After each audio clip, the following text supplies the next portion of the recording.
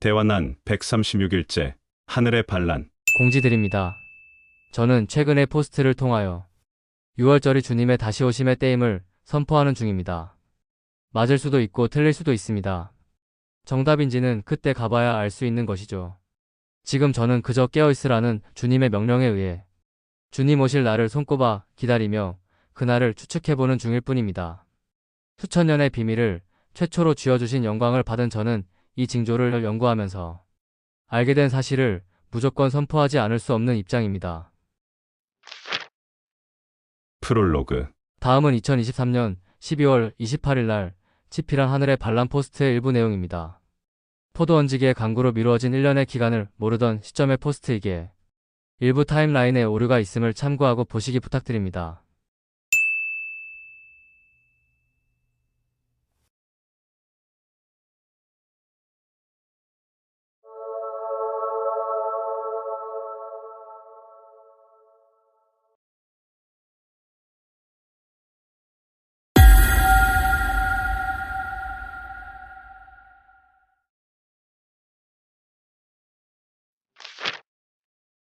다니엘서 8장의 2300일, 다니엘서 12장의 1335일. 이 두 가지 타임라인은 공통점이 있습니다. 2300일과 1335일의 시작점이 둘 다 매일 드리는 제사가 금지되는 시점이라는 것입니다. 다니엘 8장 2300일.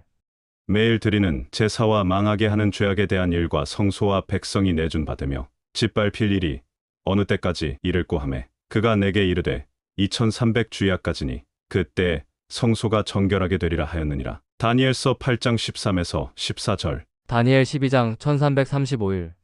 매일 드리는 제사를 폐하며 멸망하게 할 가증한 것을 세울 때부터 1290일을 지낼 것이요 기다려서 1335일까지 이르는 그 사람은 복이 있으리라. 다니엘 12장 11에서 12절. 매일 드리는 제사가 금지된다는 이 공통점 때문에 두 가지 선구가 같은 시기를 가리키는 것으로 모두가 착각했던 것입니다. 하지만 이 두 시기는 명확히 다른 시기입니다. 그 이유는 2300일에 대한 다음의 묘사 때문입니다. 개역 개정. 그것이 하늘 군대에 미칠 만큼 커져서 그 군대와 별들 중에 몇을 땅에 떨어뜨리고 그것들을 짓밟고 또 스스로 높아져서 군대의 주제를 대적하며 그에게 매일 드리는 제사를 없애버렸고 그의 성소를 헐었으며. 다니엘 8장 10에서 11절. 새 번역. 그것이 하늘 군대에 미칠 만큼 강해지더니 그 군대와 별 가운데서 몇을 땅에 떨어뜨리고 짓밟았다. 그것이 마치 하늘 군대를 주관하시는 분만큼이나 강해진 듯하더니 그분에게 매일 드리는 제사마저 없애버리고 그분의 성전도 파괴하였다. 다니엘 8장 10에서 11절. 위의 성경 구절은 분명히 하늘에서 일어난 반란 사건의 묘사입니다. 그래서 도표에 다음과 같은 구분을 해놓은 것입니다. 천국의 반역과 지상의 반역. 여러분, 위 그림 속의 데칼코마니와 둥근 점선 속의 두 가지 타임라인을 자세히 보세요. 눈치채신 분?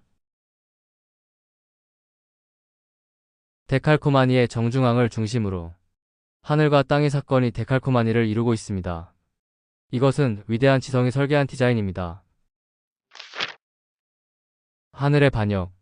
그것이 하늘 군대에 미칠 만큼 강해지더니 그 군대와 별 가운데서 몇을 땅에 떨어뜨리고 짓밟았다. 그것이 마치 하늘 군대를 주관하시는 분만큼이나 강해진 듯하더니 그분에게 매일 드리는 제사마저 없애버리고 그분의 성전도 파괴하였다. 반역 때문에 성도들의 군대와 매일 드리는 제사가 그 뿔에게로 넘어갔다. 그 뿔은 하는 일마다 형통하였고 진리는 땅에 떨어졌다. 다니엘 8장 10에서 12절.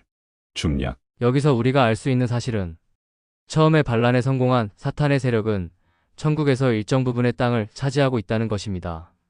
그 땅이 바로 천국의 백성들이 제사를 지내던 성소가 있는 곳일 것입니다. 반란 초기의 상황에 대한 추측 그림.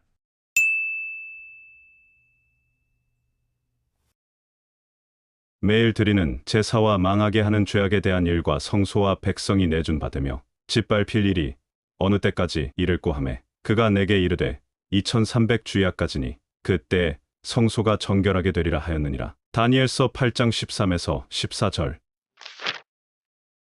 그곳을 데칼의 정중앙인 1월 10일에서 11일에 선한 천사들이 탈환하는 것이죠. 반란 중반기의 상황에 대한 추측 그림.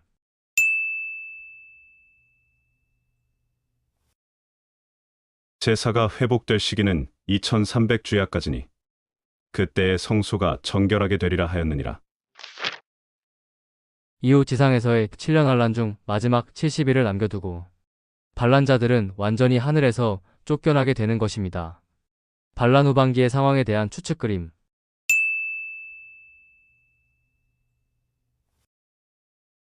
반란자들이 땅으로 쫓겨나는 바로 이때부터 주님의 권세가 본격적으로 시작하는 것입니다. 그 증거는 계시록 12장에 있습니다. 하늘에 전쟁이 있으니 미가엘과 그의 사자들이 용과 더불어 싸울세. 용과 그의 사자들도 싸우나 이기지 못하여 다시 하늘에서 그들이 있을 곳을 얻지 못한지라. 큰 용이 내쫓기니 옛 뱀 곧 마귀라고도 하고 사탄이라고도 하며 온 천하를 꿰는 자라. 그가 땅으로 내쫓기니 그의 사자들도 그와 함께 내쫓기니라. 내가 또 들으니 하늘에 큰 음성이 있어 이르되 이제 우리 하나님의 구원과 능력과 나라와 또 그의 그리스도의 권세가 나타났으니 우리 형제들을 참소하던 자 곧 우리 하나님 앞에서 밤낮 참소하던 자가 쫓겨났고. 계시록 12장 7에서 10절. 이 모든 과정은 하나님께서 일부러 허락하신 과정입니다. 즉, 하나님께서 태초에 인류를 타락시켜 반역했던 사탄의 심판과 인류의 마지막 추수와 심판을 위해 사탄의 반란이 성공하도록 일부러 허락하셨다는 뜻입니다. 한마디로 사탄의 심판에 대한 정당한 명분을 위해서 반란을 일부러 허락하셨다는 이야기입니다. 그 모든 계획이 하나님의 컨트롤하에 이미 6천년 전에 계획되었다는 증거가 바로 이도표입니다.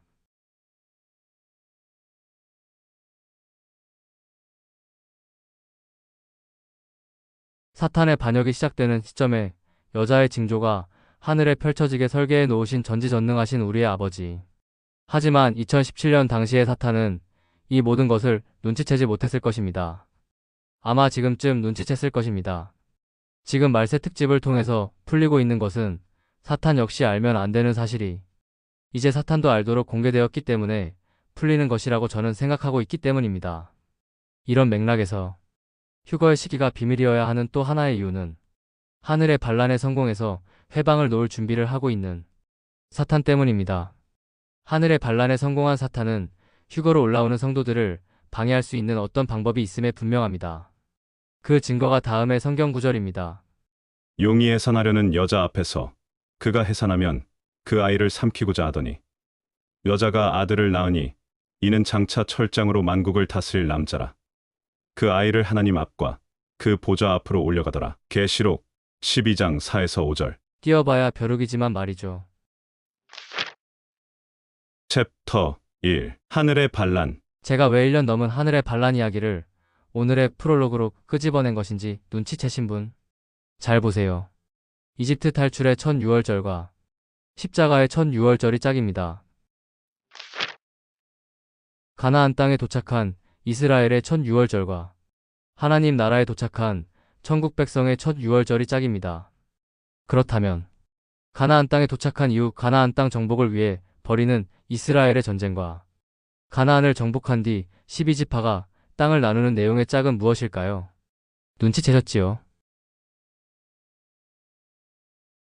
천국의 반란 중반기. 매일 드리는 제사와 망하게 하는 죄악에 대한 일과 성소와 백성이 내준 받으며 짓밟힐 일이 어느 때까지 이를꼬 하매 그가 내게 이르되 2300주야까지니 그때 성소가 정결하게 되리라 하였느니라. 다니엘서 8장 13에서 14절.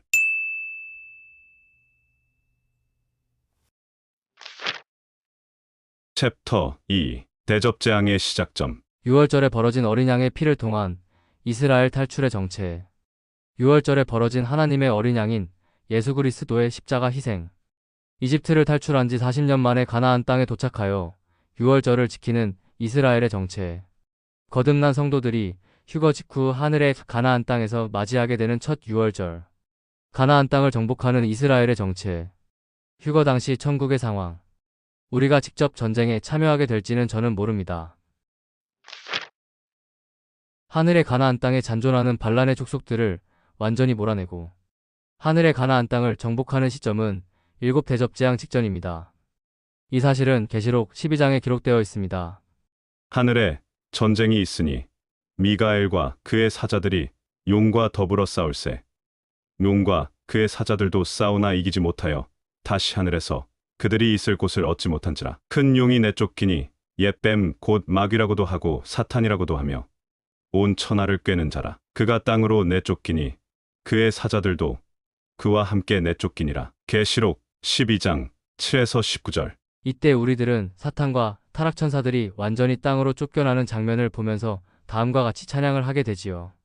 내가 또 들으니 하늘에 큰 음성이 있어 이르되 이제 우리 하나님의 구원과 능력과 나라와 또 그의 그리스도의 권세가 나타났으니 우리 형제들을 참소하던 자 곧 우리 하나님 앞에서 밤낮 참소하던 자가 쫓겨났고 또 우리 형제들이 어린 양의 피와 자기들이 증언하는 말씀으로써 그를 이겼으니 그들은 죽기까지 자기들의 생명을 아끼지 아니하였도다. 그러므로 하늘과 그 가운데에 거하는 자들은 즐거워하라. 그러나 땅과 바다는 화 있을진저 이는 마귀가 자기의 때가 얼마 남지 않은 줄을 알므로 크게 분내어 너희에게 내려갔음이라. 계시록 12장 11에서 12절. 이 시점이 언제인지 7년 환란의 달력에 표기해 보겠습니다.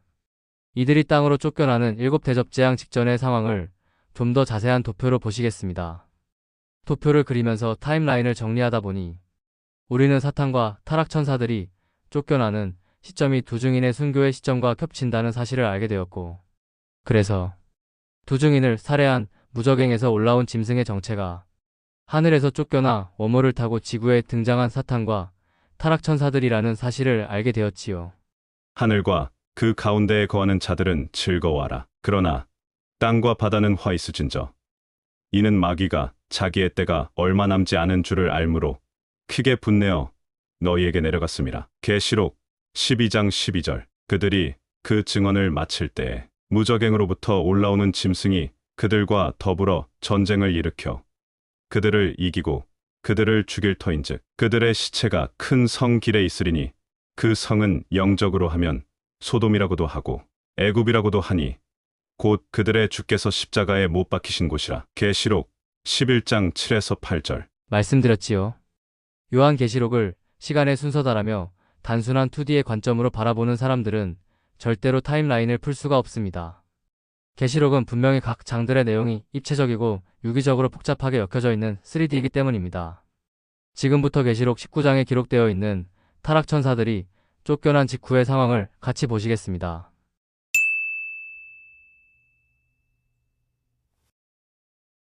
타락천사들이 쫓겨난 직후 어린 양의 신부들이 다음과 같이 찬양을 시작합니다. 하늘에 허다한 무리의 큰 음성 같은 것이 있어 이르되 할렐루야 구원과 영광과 능력이 우리 하나님께 있도다. 그의 심판은 참되고 의로운지라. 음행으로 땅을 더럽게 한 큰 음녀를 심판하사 자기 종들의 피를 그 음녀의 손에 갚으셨도다. 계시록 19장 1에서 2절. 그리고 바로 혼인잔치가 시작되지요. 우리가 즐거워하고 크게 기뻐하며 그에게 영광을 돌리세. 어린 양의 혼인 기약이 이르렀고 그의 아내가 자신을 준비하였으므로 그에게 빛나고 깨끗한 세마포 옷을 입도록 허락하였으니 이 세마포 옷은 성도들의 옳은 행실이로다 하더라. 천사가 내게 말하기를 기록하라.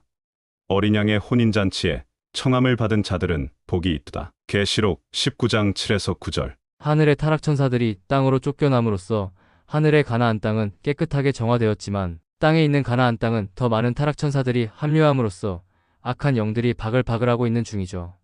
이들의 정화는 어린 양의 혼인잔치가 시작된 지 60일 후부터 진행됩니다.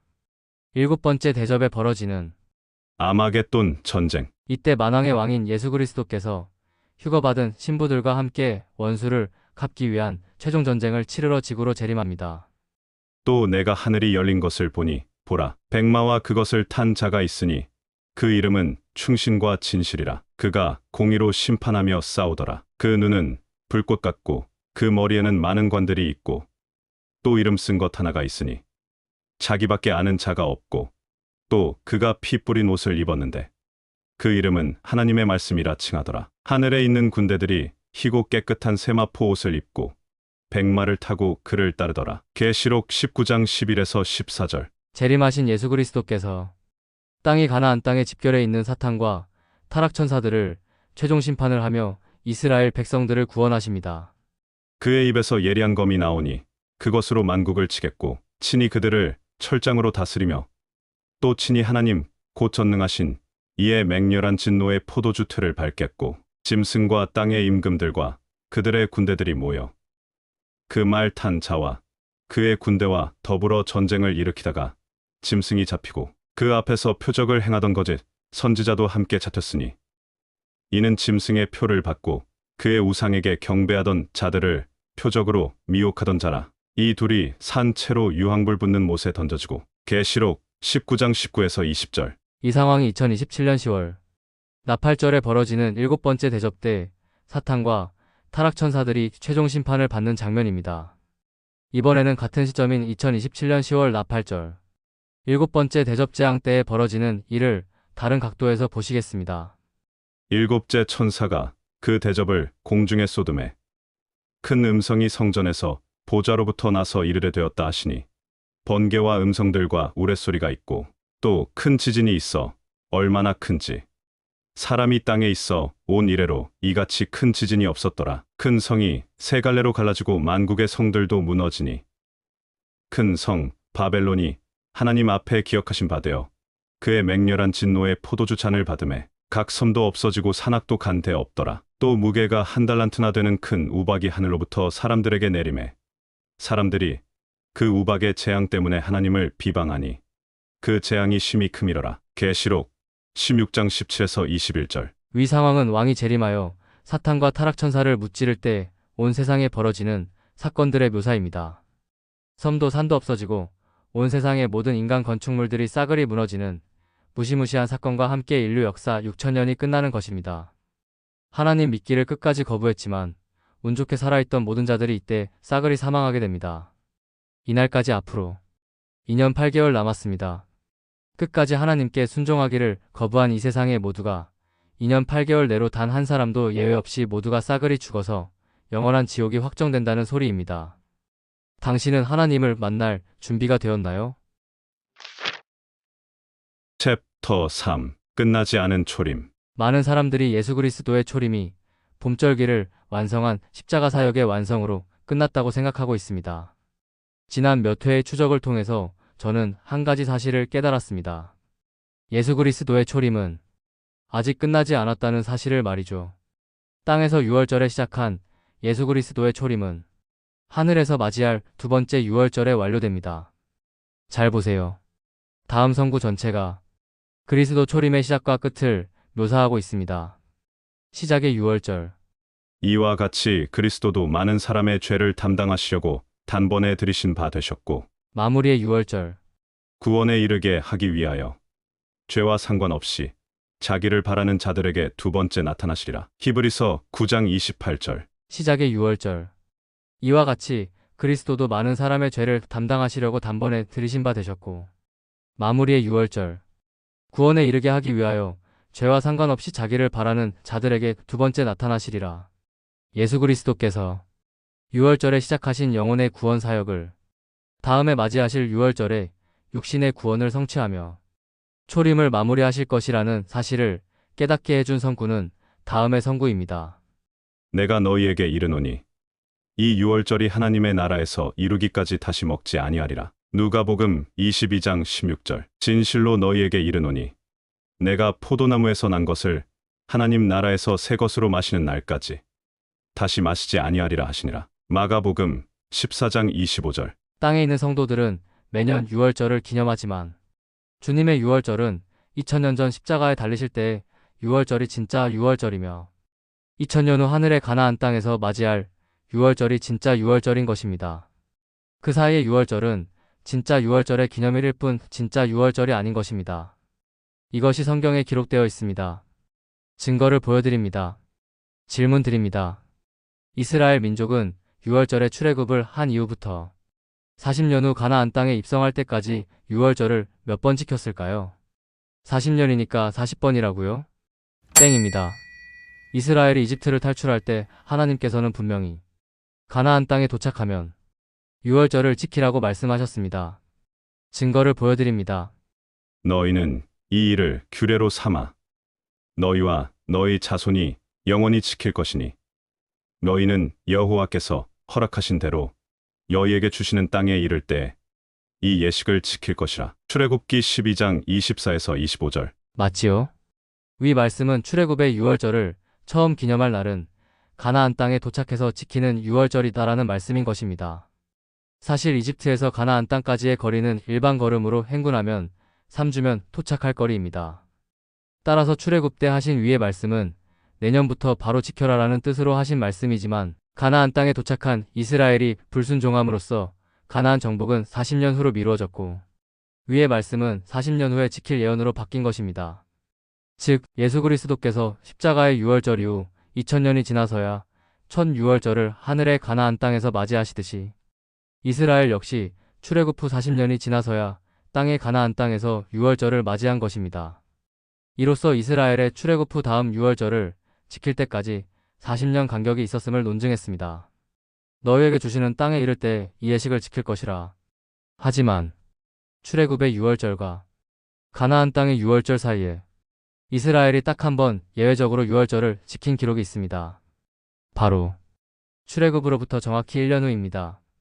애굽 땅에서 나온 다음에 첫째 달에 여호와께서 시내 광야에서 모세에게 말씀하여 이르시되 이스라엘 자손에게 유월절을 그 정한 기일에 지키게 하라. 그 정한 기일 곧 이달 14째 날 해칠 때에 너희는 그것을 지키되 그 모든 율례와 그 모든 규례대로 지킬지니라. 모세가 이스라엘 자손에게 명령하여 유월절을 지키라매 그들이 첫째 달 14째 날 해질 때에 시내 광야에서 유월절을 지켰으되 이스라엘 자손이 여호와께서 모세에게 명령하신 것을 다 따라 행하였더라. 민수기 9장 1에서 5절. 위의 유월절 이후부터 가나안 땅에 도착할 때까지 유월절의 기록은 없습니다. 이 상황을 도표로 그려보겠습니다.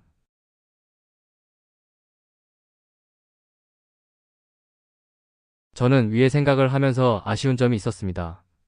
출애굽의 유월절 이후 가나안 도착까지 유월절을 지킨 기록이 전혀 없어야 십자가의 유월절과 하늘의 가나안 땅에서의 유월절까지의 기록과 일치할 텐데 라고 말이죠. 그러다가 한 가지 생각을 하게 된 것이 있습니다. 이스라엘이 출애굽으로부터 정확히 1년 후 유월절을 지킨 것이 어쩌면 어떤 사실의 암시일지 모른다고 말이죠. 챕터 4. 수상한 암시. 지금부터 하는 이야기는 저의 추측이니 참고만 하세요. 틀릴 가능성 높습니다. 잘 보세요. 성경을 통틀어서 하나님께서 여호와의 절기를 주신 첫 기록은 출애굽기 12장에 나타납니다. 여호와께서 애굽 땅에서 모세와 아론에게 일러 말씀하시되 이 달을 너희에게 달의 시작 곧 해의 첫 달이 되게 하고 너희는 이스라엘 온 회중에게 말하여 이르라. 이 달 열흘에 너희 각자가 어린 양을 잡을지니 각 가족대로 그 식구를 위하여 어린 양을 취하되. 출애굽기 12장 1에서 3절. 이 달을 너희에게 달의 시작 곧 해의 첫 달이 되게 하고 라는 말씀이 여호와의 절기를 처음 언급하신 첫 문장입니다. 쉽게 말해서 출애굽 때 장자의 재앙 때의 달은 원래 민간력 7번째 달인 니산월이었는데 이 니산월을 하나님께서 앞으로는 한 해의 첫 달로 지키라고 명령하신 덕분에 7번째 달이었던 이스라엘의 민간력 니산월이 첫 번째 달로 재배치되면서 종교력이 탄생한 것입니다. 이해되셨지요? 집중 바랍니다.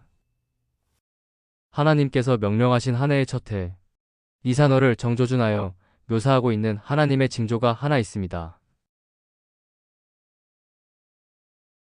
바로 육각도형이 하나님이 명령하신 한 해의 첫 달을 정조준해서 만들어진 징조인 것입니다. 잘 보세요. 초막절에 시작한 육각도형이 초막절에 끝이 나는데 그 정중앙을 계산해 보았더니 정중앙이 니산월 1일입니다.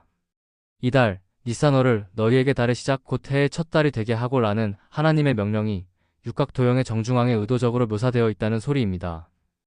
육각도형의 정중앙이 하나님께서 처음 언급하신 여호와 절기의 첫 달로 시작되게 만들어져 있다는 사실은 이 육각도형이 철저하게 여호와의 절기를 기준으로 만들어져 있다는 사실의 증거입니다. 챕터 5. 정확히 1년 후. 지금부터 집중 바랍니다.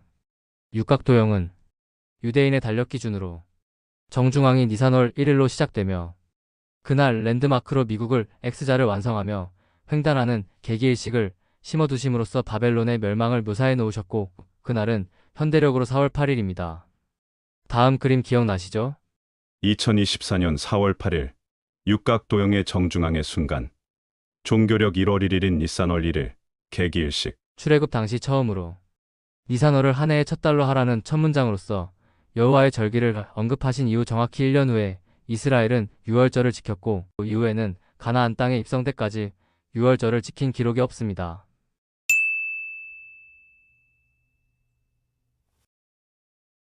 맞지요?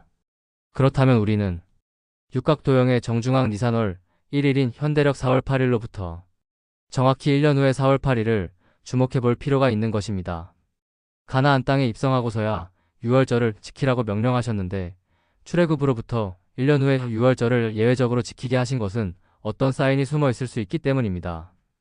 육각도형의 정중앙이 니산월 1일부터 시작되게 세팅이 되어 있다는 사실은 출애굽 당시 여호와의 절기를 처음 언급하실 때 니산월을 첫 달로 하라는 명령과 연결지어 생각하지 않을 수 없기 때문이죠.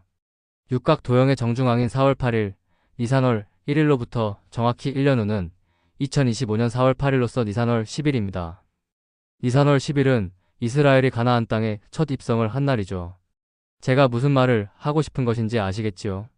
너희는 이 일을 규례로 삼아 너희와 너희 자손이 영원히 지킬 것이니 너희는 여호와께서 허락하신 대로 너희에게 주시는 땅에 이를 때 이 예식을 지킬 것이라. 출애굽기 12장 24에서 25절. 가나안 땅에서부터 유월절을 지키라 하신 하나님께서 그 명령에 예외를 두시고 출애굽 1년 후에 다음과 같이 예외적으로 유월절을 지키라고 명령하신 이유. 애굽 땅에서 나온 다음에 첫째 달에 여호와께서 시내 광야에서 모세에게 말씀하여 이르시되 이스라엘 자손에게 유월절을 그 정한 기일에 지키게 하라. 그 정한 기일 곧 이달 14째 날 해칠 때 너희는 그것을 지키되 그 모든 율례와 그 모든 규례대로 지킬지니라. 모세가 이스라엘 자손에게 명령하여 유월절을 지키라 하매 그들이 첫째 달 14째 날 해칠 때 시내 광야에서 유월절을 지켰으되 이스라엘 자손이 여호와께서 모세에게 명령하신 것을 다 따라 행하였더라. 민수기 9장 1에서 5절. 출애굽 1년 후 예외적으로 유월절을 지켰다는 이 역사적 사실이 3500년 후 공개하실 육각도형 속에 숨겨져 있는 수상한 1년 차이의 4월 8일과 연결되어 있을 가능성이 있다는 소리를 저는 하고 있는 것입니다. 물론 이것은 저의 추측일 뿐 정답은 올라가서 확인해 봐야겠지요. 챕터 6. 이른 비와 늦은 비. 육각도형의 정중앙에 봄절기인 유월절이 들어있는 니산월이 있다는 사실은 또 다른 사실을 우리에게 말해줍니다. 육각도형이 여호와의 절기를 기초석으로 해서 만들어진 징조라는 사실을 말이죠. 잘 보세요.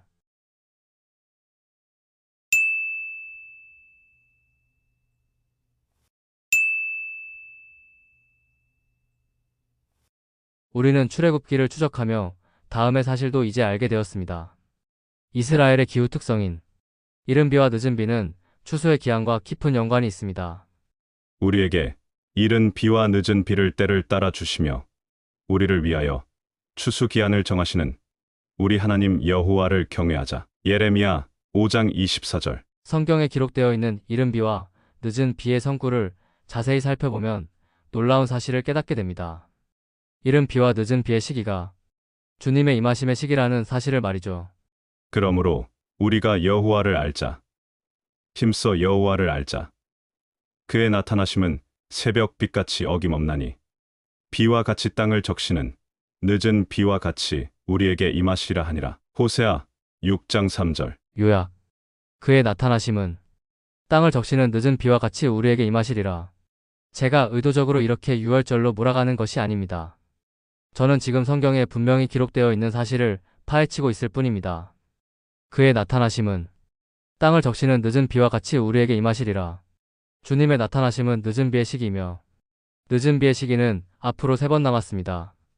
이 3번 중 우리가 주님을 뵐 그날은 언제일까요? 또 너희 마음으로 우리에게 이른 비와 늦은 비를 때를 따라 주시며 우리를 위하여 추수기한을 정하시는 우리 하나님 여호와를 경외하자 말하지도 아니하니. 예레미야 5장 24절. 다음 시간에 계속. 주님 오심의 날을 아무리 추적해봐야 본인이 주님을 만날 준비가 되어 있지 않다면 주님 오심의 날은 멸망의 날일 뿐입니다. 이제 세상의 끝이 눈앞에 왔습니다. 질문 드립니다. 당신은 하나님의 자녀입니까? 당신은 천국 백성이 맞습니까? 당신이 거듭나서 진정으로 하나님의 자녀이자 천국 백성이라면 당신은 아무 거리낌 없이 다음과 같이 말씀하셨을 것입니다. 네, 맞습니다. 저는 하나님의 자녀입니다. 네, 맞습니다. 저는 천국 백성입니다. 항상 말씀드렸습니다. 천국 백성은 자신이 천국 백성이라는 사실을 알고 있습니다. 당신이 입으로만 믿습니다. 라고 외쳐봐요. 당신의 영혼이 당신이 천국 백성이라는 사실을 모르고 있다면 당신은 여전히 지옥행 버스를 타고 지옥으로 직행 중인 것입니다. 성도란 천국 백성 후보, 하나님의 자녀 후보, 교회 다니는 사람 이라는 뜻이 아닙니다. 성도란 거듭나서 천국 백성이 확정된 사람, 거듭나서 하나님의 자녀가 확정된 사람 이라는 뜻입니다. 그리고 천국 백성은 자신이 천국 백성이라는 사실을 잘 알고 있습니다.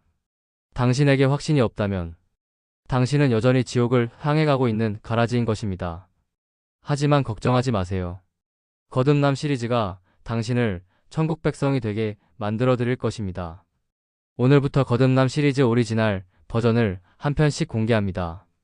당신이 천국의 백성이 되고 싶으시다면 이하의 내용을 집중해서 읽어보시기 바랍니다. 이것이 바로 수많은 분들을 천국 백성이 되게 인도한 거듭남 시리즈이기 때문입니다. 거듭남 시리즈 첫 회. 이 세상에서 가장 중요한 이야기 일부. 시작합니다. 거듭남 시리즈 1부. 세상에서 가장 중요한 이야기 파트 1. 프롤로그. 모든 복음의 기초. 국어사전. 초등교육 가장 기초적인 지식. 국민 생활에 필요한 최소한의 자질을 배양하는 기초교육. 유치원, 초등학교, 중학교, 고등학교, 대학교, 대학원. 모든 교육의 뿌리는 유치원 초등학교부터 배우는 가장 기초적인 지식을 기반으로 시작됩니다. 성경 속에서 로마서의 위치를 살펴보겠습니다. 1. 마태복음 역사서, 2. 마가복음 역사서, 3. 누가복음 역사서, 4. 요한복음 역사서, 5. 사도행전 역사서, 로마서 서신서. 로마서는 역사서 5권 이후 첫 번째로 나오는 복음 서신입니다. 앞의 역사서는 로마서에 나오는 복음의 배경 설명의 용도인 것입니다. 초등교육 가장 기초적인 지식, 국민 생활에 필요한 최소한의 자질을 배양하는 기초교육. 로마서가 우연히 저 위치에 있다고 생각하시는 분? 성경 목차의 모든 배치는 아버지가 하신 것입니다. 로마서는 모든 복음서의 기준이자 기초입니다. 이해 있는 분? 로마서는 은혜의 복음의 가장 기초가 되는 교과서입니다. 이후의 모든 교리는 이 기초석에서 시작합니다. 로마서는 정말로 수십 번 읽어야 할 중요한 책입니다. 이유가 뭘까요? 챕터 1. 하나님의 의. 천성을 가는 길. 다음의 성구를 자세히 보세요. 나는 증언합니다. 그들은 하나님을 섬기는 데 열성이 있습니다. 그러나 그 열성은 올바른 지식에서 생긴 것이 아닙니다.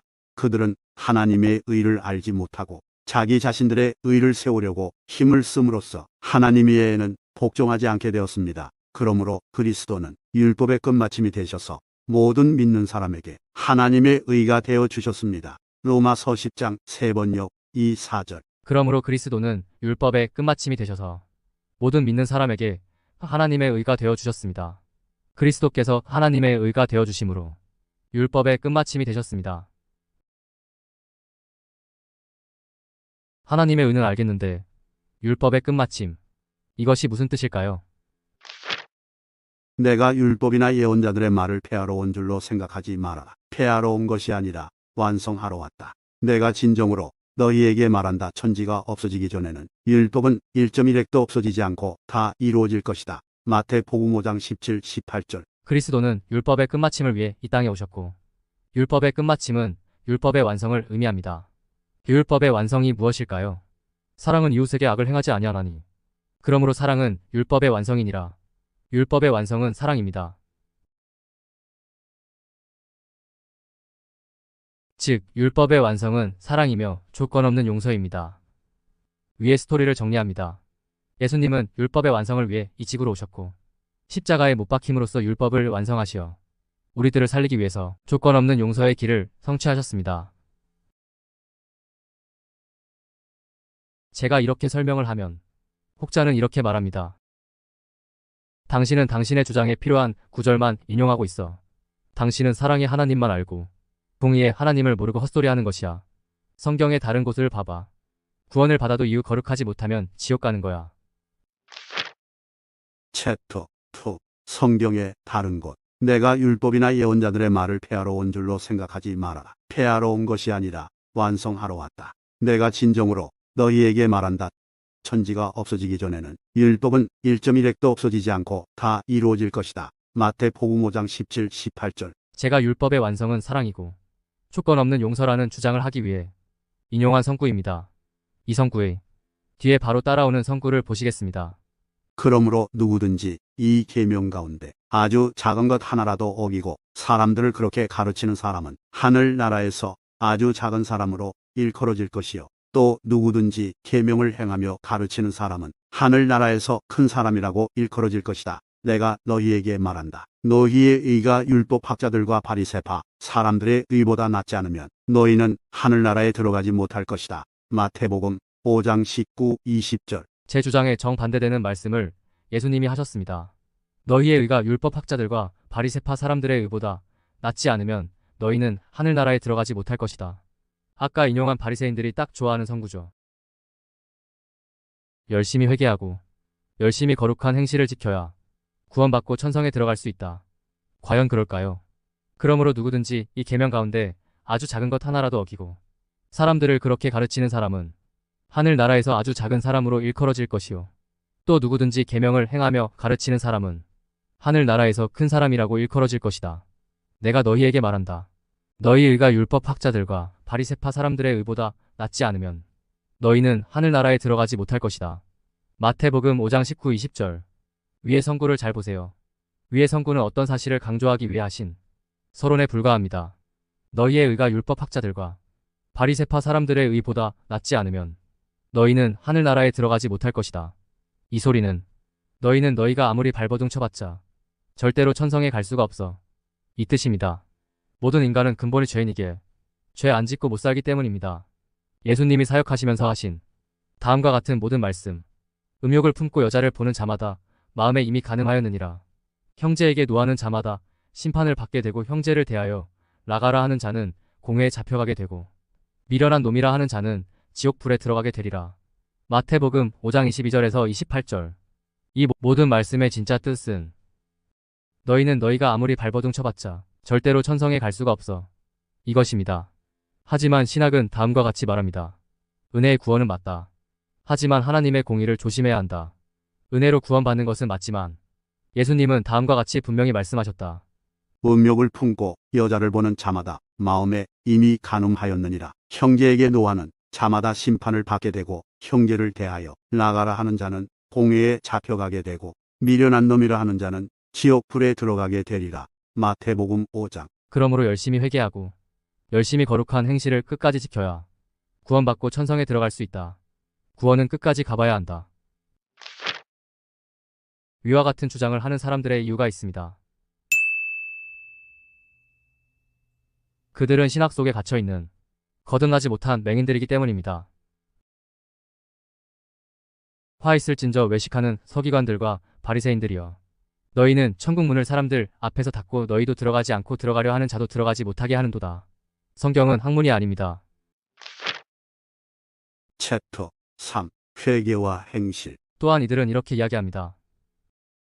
당신은 구원받은 사람은 지옥을 절대 가지 않는다는 거짓 주장으로 사람들을 미혹하여 지옥으로 이끌고 있어. 이들은 거짓 프레임을 씌우며 진실을 거꾸로 이야기하고 있습니다. 사람들을 지옥으로 끌고 가고 있는 것은 바로 위의 소리를 하는 저 사람들인 것입니다. 내가 진실로 진실로 너희에게 이르노니 내 말을 듣고 또 나 보내신 이를 믿는 자는 영생을 얻었고 심판에 이르지 아니하나니 사망에서 생명으로 옮겼느니라. 요한복음 5장 24절. 얻었고 옮겼느니라. 이것은 완료형입니다. 구원은 끝까지 가봐야 아는 것이 아닌 바로 지금 받아야 하는 것입니다.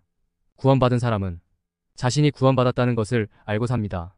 성경에 명백히 써있는 이 성구가 그들의 눈에 안 보이는 이유는 그들이 신학 속에 갇혀있는 거듭나지 못한 맹인들이기 때문입니다. 소위 신학을 오래 공부한 사람들은 저 같은 사람을 보며 애송이라고 생각합니다. 평신도 주제에 뭘 한다고. 저는 평신도가 맞습니다. 신학도 공부한 적이 없습니다. 단지 성경을 100번 이상 읽었을 뿐입니다. 제 생각에는 200번 이상인 것 같은데 확실한 것은 100번 이상입니다. 신약만 반복으로 읽은 것을 합치면 수백 번일 수도 있습니다. 저는 결론을 내렸습니다. 세상에서 제일 완벽한 설교는 오직 성경뿐이다. 사족을 붙이면 아내의 사망 이후 폐인같이 살 때 2년간 읽은 것만 수십 번입니다. 아버지께 반 죽음에 피 터지는 채찍을 맞은 이후 한 달에 성경 완독 3번을 목표로 다른 일 안 하고 성경만 들고 2년을 살았습니다. 쉽지 않았습니다. 목표인 한 달에 성경 완독 3번을 제대로 실행하지 못했습니다. 하지만 이때 읽은 것만 수십 번은 확실합니다. 제가 이런 이야기를 하는 이유는 제 자랑을 하기 위함이 아닙니다. 눈먼 맹인들에게 배운 누룩이 떨어지지 않는 성도들이 제발 제 말을 믿어주길 바래서 하는 이야기입니다. 한 번 구원은 영원한 구원이다. 라는 말은 정말 잘못된 말입니다. 아버지는 절대로 자신의 자녀를 지옥에 버리지 않으신다. 이것이 맞는 말이기 때문입니다. 자신의 육신의 아버지가 자신을 버릴 거라 생각하시는 분 손드세요. 99.9%의 부모는 자신의 자식을 절대 버리지 않습니다. 하물며 하늘의 아버지는 너희 중에 아버지 된 자로서 누가 아들이 생선을 달라 하는데 생선 대신에 뱀을 주며 알을 달라 하는데 정갈을 주겠느냐. 너희가 악할지라도 좋은 것을 자식에게 줄 줄 알거든. 하물며 너희 하늘 아버지께서 구하는 자에게 성령을 주시지 않겠느냐 하시니라. 누가복음 11장 11, 13절. 위의 성구는 악한 인간도 자식한테 잘하는데 하늘 아버지는 오죽하시겠냐는 하나님의 말씀입니다. 그렇다면 이제 생각해 봅시다. 열심히 회개하고 열심히 거룩한 행실을 끝까지 지켜야 구원받고 천성에 들어갈 수 있다. 구원은 끝까지 가봐야 한다. 위와 같은 소리를 하는 사람들의 정체는 무엇일까요? 이들이 이런 소리를 하는 이유는 하나님이 그들의 아버지가 아니기 때문입니다. 결론을 말씀드립니다. 천성은 오로지 하나님의 은혜와 긍휼과 자비에만 의지하는 사람만이 들어가는 곳입니다. 자신의 죄에 대한 회개와 거룩한 행실이 천성을 갈 수 있는 방법이라고 생각하는 사람들이 만약 천성을 가게 된다면 그 사람은 그것을 자랑거리로 삼을 것입니다. 나는 회개를 잘하고 거룩한 행실을 지켜서 천국을 오게 된 거야. 라는 자랑을 하는 사람 때문에 하나님의 십자가 보혈의 공로는 아무것도 아닌 것이 되는 것입니다. 너희는 그 은혜에 의하여 믿음으로 말미암아 구원을 받았으니 이것은 너희에게서 난 것이 아니요 하나님의 선물이라. 행위에서 난 것이 아니니 이는 누구든지 자랑하지 못하게 함이라. 에베소서 2장 8절에서 9절. 그리고 로마서는 은혜의 복음의 가장 기초이자 반석입니다. 다른 모든 서신서는 로마서를 기반으로 하여 해석을 해야 하는 것입니다. 다른 서신서에 행위가 없으면 구원을 잃어버릴 수도 있다는 것 같이 보이는 성구들이 있는 이유는 거듭난 하나님의 자녀들도 타락하고 돌아오지 않으면 공의의 아버지의 벌을 받는 사실이 반영되어 있기 때문입니다. 그것이 거듭난 자들도 회개와 거룩한 행실에 힘써야 하는 이유인 것입니다. 이것은 지옥 갈 두려움에 하는 것이 아닙니다. 이전 포스트에 말씀드렸죠. 하나님의 자녀들과 가라지들이 최종적으로 갈 최악의 장소는 서로 다릅니다. 공의의 아버지이시기에 구원받은 자 중 타락하고 돌아오지 않는 못된 자들이 갈 최악의 장소는 천성 바깥 어두운 데입니다. 공의의 하나님이시기에 하나님을 끝까지 거절하는 못된 피조물들이 갈 최악의 장소는 영원히 불타는 불모지입니다. 너는 진리의 말씀을 옳게 분별하며 부끄러울 것이 없는 일꾼으로 인정된 자로 자신을 하나님 앞에 드리기를 힘쓰라. 디모데후서 2장 15절. 눈먼 자들이 다른 서신서의 난해 성구들을 보고 구원을 잃을 수도 있다고 오해하는 이유는 진리의 생명의 말씀을 성령님의 인도가 아닌 학문으로 배워 알기 때문입니다. 성경은 학문이 아닙니다. 다시 말씀드립니다. 구원받은 사람은 자신이 구원받았다는 것을 알고 있습니다. 이들의 특징은 구원의 확신과 휴거의 확신입니다. 하나님이 자신의 아버지이기 때문입니다. 이 카페의 댓글을 잘 살펴보십시오. 저의 이야기의 증인들이 즐겁게 교제를 나누고 있습니다. 스스로 돌아보아 아직 준비가 안 되신 분들은 맨 아래에 있는 신부에게 시리즈를 통해 그동안 잘못 배웠던 바리새인들의 누룩을 벗겨내시고 오로지 하나님의 은혜와 긍휼과 자비로 거저받는 구원을 깨달아 천성열차에 탑승하시기를 축복합니다. 구원은 거저받는 하나님의 선물입니다. 구원을 거저받을 수밖에 없는 이유는 구원의 값어치가 너무나 비싸서 어떤 누구도 그것에 대해 대가를 지불할 수가 없기 때문입니다. 죄에 대한 회개와 거룩한 행실은 성도가 당연히 해야 할 의무일 뿐입니다. 하나님의 은혜의 선물에 더 이상 당신의 숟가락을 얹으려 하지 마십시오. 로마서는 은혜의 복음의 가장 기초가 되는 교과서입니다. 이후의 모든 교리는 이 기초석에서 시작합니다. 로마서는 정말로 수십 번 읽어야 할 중요한 책입니다. 아직 성경 일독을 못하신 분들은 로마서부터 10번 이상 읽기를 권장합니다. 하나님의 은혜와 사랑의 복음의 엑기스가 있는 정말로 중요한 책이기 때문입니다. 로마서에 써있는 그대로만 믿으시면 되는 것입니다. 서두르세요. 시간이 없습니다. 그분 곧 오십니다. 챕터 4. 그래서 내가 온 거야. 음욕을 품고 여자를 보는 자마다 마음에 이미 간음하였느니라. 형제에게 노하는 자마다 심판을 받게 되고 형제를 대하여 나가라 하는 자는 공회에 잡혀가게 되고 미련한 놈이라 하는 자는 지옥불에 들어가게 되리라. 마태복음 5장. 위의 성구는 다음의 뜻입니다. 너희는 너희가 아무리 발버둥 쳐봤자 절대로 천성에 갈 수가 없어. 그래서 내가 온 거야. 성경을 수십 번 읽어도 결론은 무조건 이것으로 도착합니다. 다 용서해놨으니 너는 그저 돌아오기만 하라.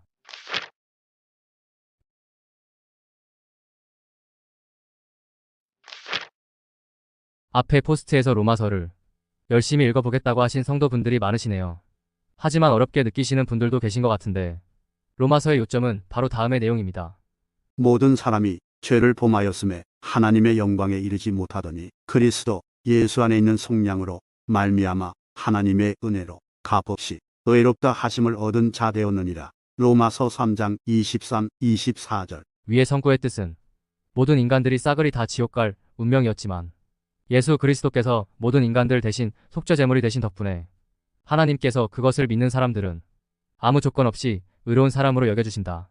이 말입니다. 성구와 해석을 비교해보세요. 이해 있으신 분, 구원은 공짜이며 아무 조건 없이 베풀어 주신 은혜의 선물입니다. 이해 있으신 분, 오직 하나님의 은혜와 긍휼과 자비에 의지하는 것 외에는 천성을 갈 방법은 전혀 없습니다. 죄의 회개와 거룩한 행실은 성도의 기본적인 의무이지만 이것을 천성 가는 조건으로 믿고 있는 한 당신은 절대로 천성을 갈 수 없습니다. 너희는 그 은혜에 의하여 믿음으로 말미암아 구원을 받았으니 이것은 너희에게서 난 것이 아니요 하나님의 선물이라. 행위에서 난 것이 아니니 이는 누구든지 자랑하지 못하게 함이라.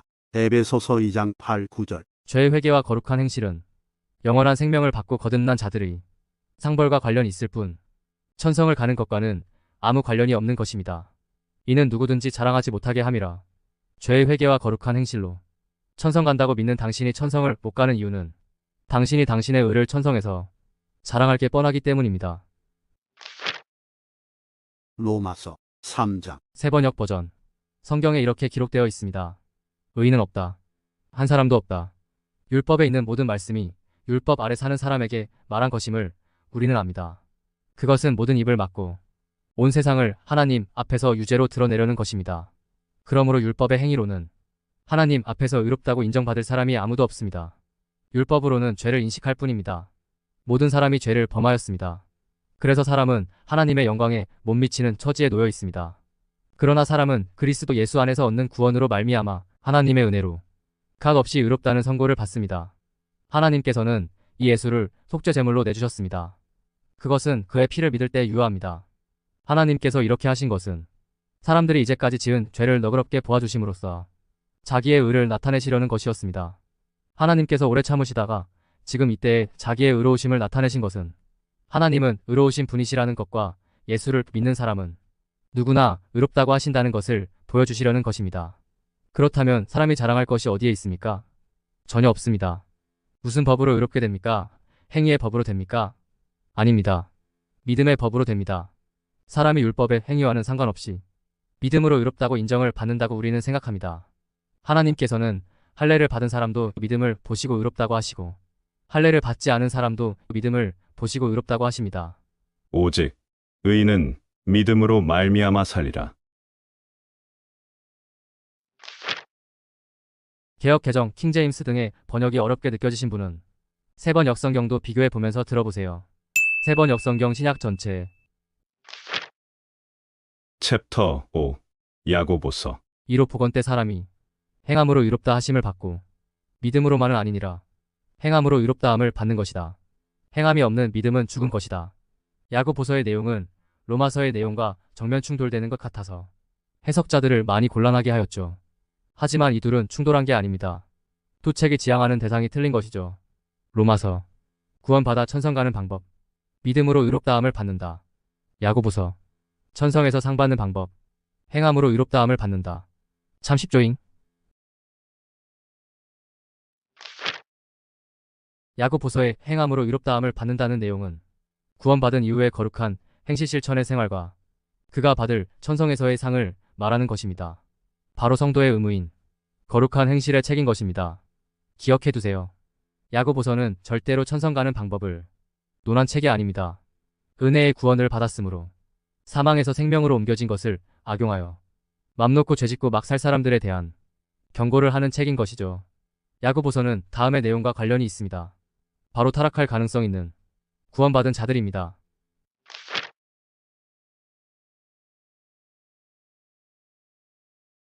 다음의 사실만 알면 쉽습니다. 타락하더라도 구원받은 자와 가라지가 가는 종점은 다릅니다. 그렇지만 구원받은 사람도 심판이 있다는 사실, 그래서 거룩한 행실이 중요하다는 사실, 거룩한 행함으로 의로운 자의 상을 받는 것입니다. 야고보서 2장 15-17절 만일 형제나 자매가 헐벗고 일용할 양식이 없는데 너희 중에 누구든지 그에게 이르되 평안히 가라, 덥게 하라, 배부르게 하라 하며 그 몸에 쓸 것을 주지 아니하면 무슨 유익이 있으리요. 이와 같이 행함이 없는 믿음은 그 자체가 죽은 것이다. 이제 아시겠지요? 대환난 136일째 하늘의 반란 The End